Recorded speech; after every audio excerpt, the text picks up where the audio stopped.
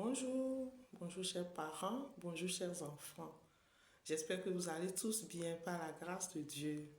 Je suis Dakaro, spécialiste en éducation, éducatrice à la maternelle pour bientôt vers 4 ans.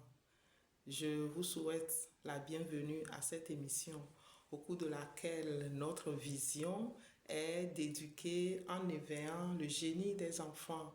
Éduquer donc en éveillant les capacités et les potentialités, les comportements positifs qui sommeillent en chaque enfant. E-E-G-E. Tous les enfants du monde, vous que nous aimons, vous êtes nos trésors, vous êtes nos biens les plus chers. Tous les enfants du monde, vous que nous aimons, vous êtes nos trésors, vous êtes nos amis, nos amours. Soyez à l'aise pour cette nouvelle émission qui a pour titre Kaba Kaba. Kaba Kaba. Et qu'est-ce que c'est? Après l'avoir expliqué, nous en donnerons les comportements afférents et aussi les thérapies appropriées. Eh bien, un jour, un beau jour de lundi, un lundi matin, j'allais au service, j'allais donc à l'école. Et chemin faisant, je fus interpellée par une collègue de la localité. Après nos salutations, elle me demanda, Tata Caro, est-ce que toi aussi tu as un ou bien une kaba kaba dans ta classe? Ben, kaba kaba. Et Tata, s'il te plaît, dis-je, explique-toi pour que je puisse comprendre ce que tu dis. Et à elle de raconter. Tata Caro, tu sais, moi dans ma classe, j'ai un garçon du nom de Djiboula. Djiboula, c'est un beau garçon, mais d'une turbulence terrible. Lors de mes activités en classe, il ne reste jamais sur place. Il bouge tellement. Il va devant, derrière, et puis il se promène dans la classe. Il ne fait que bavarder. Et ce qui m'embête le plus, Tata Caro, c'est que Djidoula se bat avec ses camarades, même si ces derniers ne lui font rien. Et dans ses affaires, c'est du désordre inouï. Il ne retrouve jamais son pinceau, ni son crayon, ni sa craie.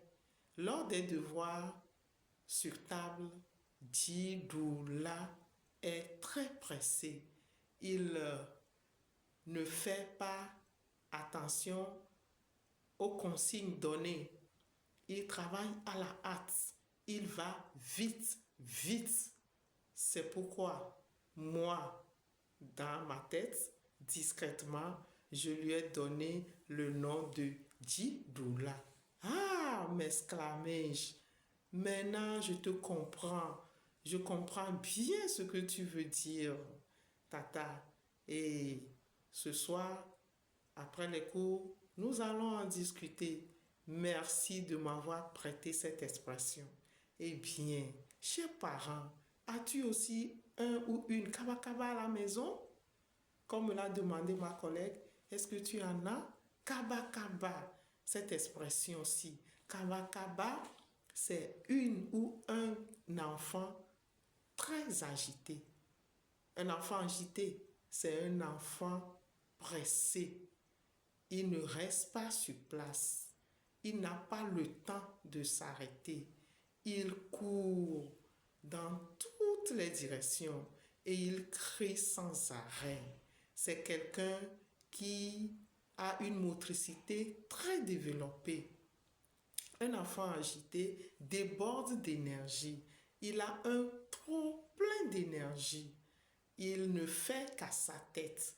Kaba Kaba, c'est un garçon qui est très impulsif, si bien que il détériore ou bien détruit ou bien perd des fois ses jouets ou ses objets personnels.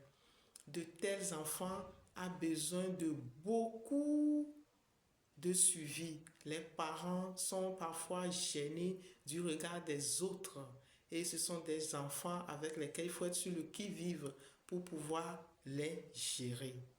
Un enfant kaba qui fait vite ces choses et ces bêtises, c'est un enfant qui, au cours des devoirs, ne prête pas attention, comme on l'a dit plus haut. C'est quelqu'un qui détourne ses regards, son attention des devoirs pour les mettre sur des événements passagers, des événements secondaires qui en tirent encore son attention, ainsi de suite. Eh bien, comment gérer nos enfants agités? Comment gérer nos enfants qui vivent de manière pressée, qui vivent dans la précipitation, qui vivent dans l'excitation, qui vivent dans l'empressement? Comment les canaliser, chers parents? Comment les faire passer des agitations au caractère de maîtrise de soi infantile bénéfique? Comment les aider à sortir de ce caractère agité à un caractère posé et attentionné? Eh bien, nous avons des thérapies appropriées pour ce type de caractère. Et il y en a tellement. Nous allons parler de quelques-unes. Au premier abord, un enfant agité, un enfant qui met mal à l'aise. Donc pour cela, les parents, nous devons entretenir de bonnes relations avec de tels enfants, car quand le parent s'énerve ou bien hurle sur lui, ce parent est en train d'empirer l'état de l'enfant et souvent de le mettre dans des angoisses. Pour cela, discutons avec eux et partageons des idées avec eux. Demandons-leur même d'exprimer leurs émotions à travers des dessins, par exemple. Ou soit, aidons-les en leur enseignant certains codes de vie. Par exemple, tu sais mon enfant, on ne crie pas à tout moment. Lorsqu'il y a grand-papa, grand-maman ou bien ton petit frère, ta petite soeur, le bébé qui dort, on ne crie pas. On ne crie pas en classe quand le maître ou la maîtresse fait son cours. On ne tape pas ses amis. Ce sont des codes qu'on est en train de lui apprendre. Et tu sais, tu peux crier, tu peux sauter, tu peux jouer comme tu veux, comme tu le fais d'habitude, mais un peu plus modéré dans le parc, par exemple, dans le jardin, par exemple. Mais au salon, quand papa est en train de lire le journal ou bien de sur la télé, on ne crie pas, on fait moins de bruit, pas de bruit. Ce sont des codes de vie qu'on lui donne. Et au lieu de lui dire à chaque fois de se taire, autant lui donner ces méthodes-là, ces méthodologies de vie-là. Ça va beaucoup aider nos enfants. À part ces aides de communication avec l'enfant, nous pouvons aussi les inscrire dans des activités sportives de compétition. Par exemple, dans le football, dans des équipes de basketball, dans la danse, dans les arts martiaux. Ce sont des sports d'équipe qui aident l'enfant à se mettre, à se prendre en charge, à prêter attention, puisque dans ces sports, il y a question de respecter les règles. Cela va l'aider beaucoup à se maîtriser, à apprendre le maîtrise de soi. bien, n'est-ce pas? Et il est à remarquer aussi qu'un enfant agité a besoin d'une bonne alimentation équilibrée et d'un sommeil bien long.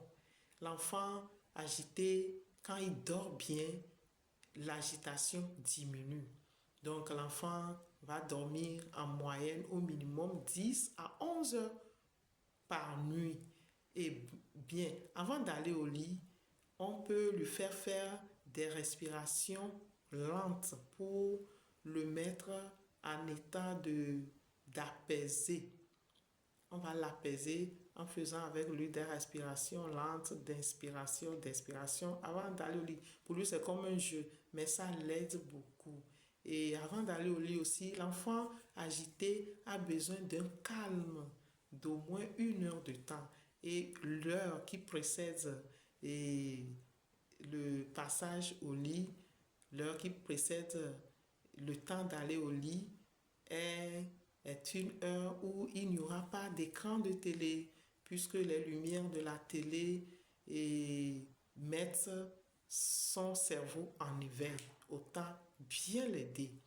Et on peut, pour l'apaiser toujours dans son sommeil, et déposer une goutte d'huile essentielle de bonne senteur sur son oreiller. Par exemple, une goutte de l'huile d'amande qui sent bon, ça apaise l'enfant. On lui fait du bien en l'apaisant. Et aussi, il est à noter aussi que les colorants et les conservateurs retrouvés dans les bonbons augmenterait beaucoup l'agitation chez les enfants. Pour cela, diminuer les sucettes chez les enfants afin de les canaliser de manière sage. Et oui, et chers parents, il y a aussi certains enfants qui sont plus qu'agités. Eux, on les appelle les hyperactifs. Cet état les met dans une hyperactivité affective. Ce sont des enfants qui ne se contrôlent pas, qui sont très, très, très, très actifs, plus que les enfants agités. Et là, ce sont des enfants qu'on doit diagnostiquer, les amener chez les spécialistes. Ce sont des pathologies affectives qu'il faudra corriger pour ces enfants-là. Donc, ne pas mettre une association entre les enfants agités et les enfants hyperactifs. Très important. Et dans la parole, qu'est-ce que la parole nous dit? Où est-ce qu'on peut trouver de tels comportements? Il y a le fait que ce comportement n'est pas seulement le propre des enfants. Les personnes mûres aussi ont parfois ces comportements. Dans la Bible, au passage de Matthieu 21, versets 28 à 30, par exemple, nous avons un père. C'est un homme âgé, nous supposons, qui a 2 enfants, 2 bonhommes ou bien 2 messieurs. Et pensons un peu que ces 2 enfants, ce sont des enfants d'un vieux papa, d'un seigneur.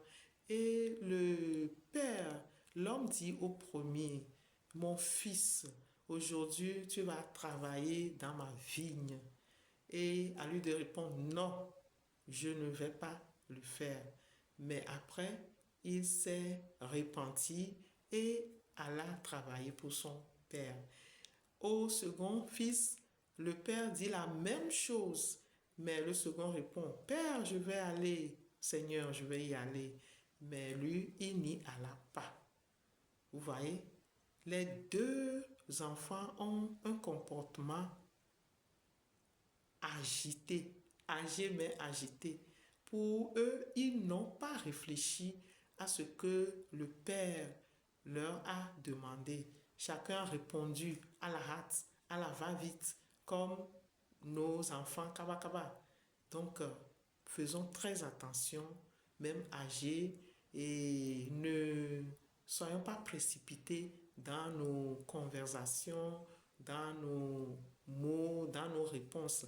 Réfléchissons, prêtons d'abord attention à ce qu'on nous dit et réfléchissons à la question posée avant de répondre pour que ça soit une réponse bienvenue, une réponse qu'il faut à ce moment-là. Chers parents, nous sommes ainsi arrivés à la fin de cette émission et nous vous aimons beaucoup de l'amour du Seigneur et n'oublions pas que chaque enfant a une destinée à accomplir sur cette terre. Chaque enfant, le Seigneur créateur, l'Éternel Dieu, lui a assigné une mission spéciale. Donc, prenons bien soin de nos enfants, ne les méprisons pas, ne les brutalisons pas et allons en conversant avec eux. Et merci d'avoir suivi cette émission avec beaucoup de patience et n'hésitez pas à la liker, à la commenter, à la partager entre vos amis et dites-leur de s'abonner. N'oubliez pas vous aussi de vous abonner pour recevoir la suite, les émissions qui vont suivre après. Merci et bonne journée dans l'amour du Seigneur.